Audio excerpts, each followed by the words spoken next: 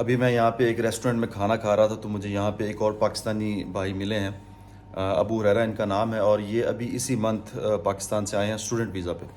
तो मैंने सोचा कि ज़रा आपकी मालूमात के लिए इनसे पूछते हैं कि क्या प्रोसेस है, ज़रा एक दो मिनट में ये एक्सप्लेन कर दें। अस्सलाम वालेकुम, कैसे हैं अबू हुरैरा भाई? ठीक है, वालेकुम सलाम भाई, आप बताएं। मैं ठीक हूँ। अल्हम्दुलिल्लाह। तो ज़रा थोड़ी सी अपना एक्सपीरियंस शेयर करेंगे। आप इसी मंथ आए हैं ना जी, फिनलैंड में? इसी मंथ फिनलैंड आया हूँ। जी। सबसे पहले तो आपको अपने डॉक्यूमेंट्स की तरफ आ जाएं तो वो आपको सब डॉक्यूमेंट्स की आपकी जो भी डिग्री हैं, एचईसी से है, मास्टर से है, या जो भी आपका है, तो मास्टर्स है तो एचईसी से आपने अपनी डिग्री लेनी है बैचलर्स की, वो उसकी अटेस्टेशन करवानी है। ठीक है, उसके अलावा अगर फ़ॉरेन बैचलर, ऑफिस से? हाँ जी, फ़ॉरेन ठीक। ऑफिस है। वो पहले तो एचईसी से आप अटेस्ट कराएंगे ना, एचईसी से आपकी प्रीवियस डिग्री भी जो आपकी इंटर की है, मैट्रिक की, वो आपने करवानी है। उसके बाद जो आपके पास हो गए एचईसी के डॉक्यूमेंट्स, वो भी आपने टेस्ट कराने हैं एचईसी से। ये सब प्रोसेस होने के बाद आपने मूफा से सारे डॉक्यूमेंट्स टेस्ट कराने और हैं। आपकी डिग्री क्या थी जो इंटरमीडिएट की थी? आईसीएस? मेरा इंटरमीडिएट था, एफएससी मैंने की एफएससी? थी, प्री मेडिकल। तो उसके बाद मेरा बीकॉम था, तो बीकॉम की बेस पे तो मैं अप्लाई नहीं कर सकता था, तो मैंने बैचलर्स के लिए ही फिर अप्लाई किया। और यहाँ पे कौन से कोर्स में आया? बीबीए में आया बीबीए में, ठीक। हूँ तो जी। ज़रा थोड़ा बता दें कि पहला फर्स्ट स्टेप्स क्या थे? आपने बताया कि वेरिफिकेशन कर लिया आपने डॉक्यूमेंट हाँ, की, वो अटेस्टेशन है। ये अटेस्टेशंस करने के बाद आपके सारे डॉक्यूमेंट्स आप अपनी जिस भी साइट पे पोस्ट करते हैं फिनलैंड की, ठीक है वो आप। क्या है वो भी बता दें ज़रा। हाँ, तो वो स्टडी इन्फो पे आप अपने डॉक्यूमेंट्स वगैरह अपलोड करते हैं। ठीक है, वो अपलोड जब कर देते हैं उसके बाद आपको यूनिवर्सिटी की तरफ से जो भी आपने टेस्ट वगैरह देना है, अब मेरा तो क्योंकि जमक में हुआ है तो इनका मैंने टेस्ट दिया था जॉइंट एप्लीकेशन में। और ये कौन से शहर में यूनिवर्सिटी? ये कबोला में है। कोबोला में, इसके ठीक। मल्टीपल वैसे हैं यहाँ पे कैंपसेस, बट मेरा कबोला का हुआ था।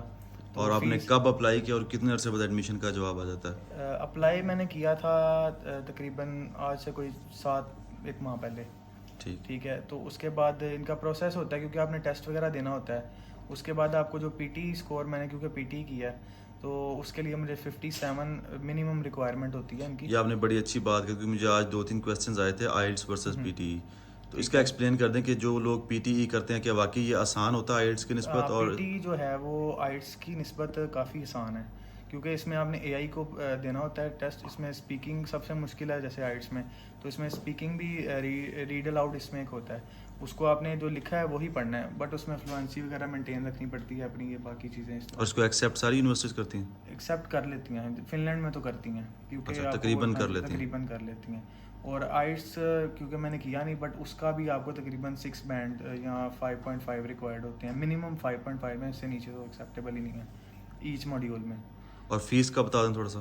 फ़ीस मेरी क्योंकि मेरी परसेंटेज कम थी तो मुझे स्कॉलरशिप तो नहीं मिली, अर्ली बाइट मुझे मिली है। अर्ली बाइट 10% होता है, मतलब उनकी बताई गई डेट से पहले अगर आप फ़ीस सबमिट करते हैं अपनी, तो मेरी 10,700 समथिंग थी, तो जो मैंने पे की है 10% मुझे मिली है, उसमें से डिस्काउंट मिला है, तो वो तकरीबन 9,000 समथिंग, 9,680 यूरोज़ और मैंने अर्ली बर्ड की पे किए। तकरीबन 8,000 है?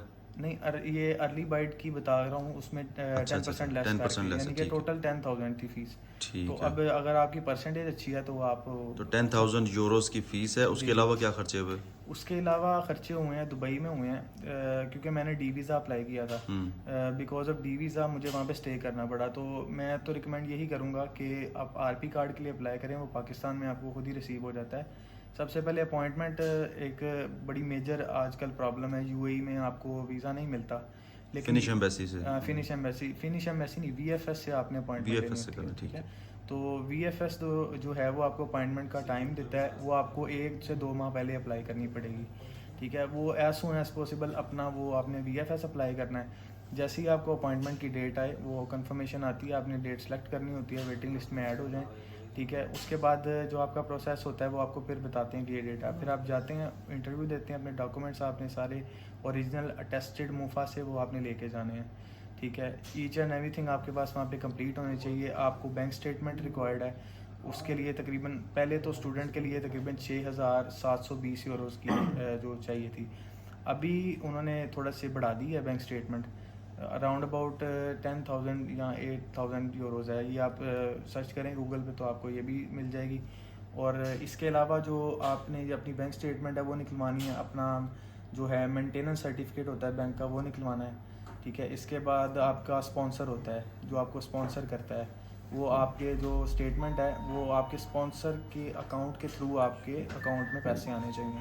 ठीक हो उसके गया। बाद एक एफिडेविट तैयार होता है जिसके अंदर आपकी सारी डिटेल होती है कि आपका sponsor till the end of your studies आपको जितना भी टर्नओवर आपका फिनलैंड में गुजरेगा उसमें आप उसको सपोर्ट करेगा आपका स्पॉन्सर जो है।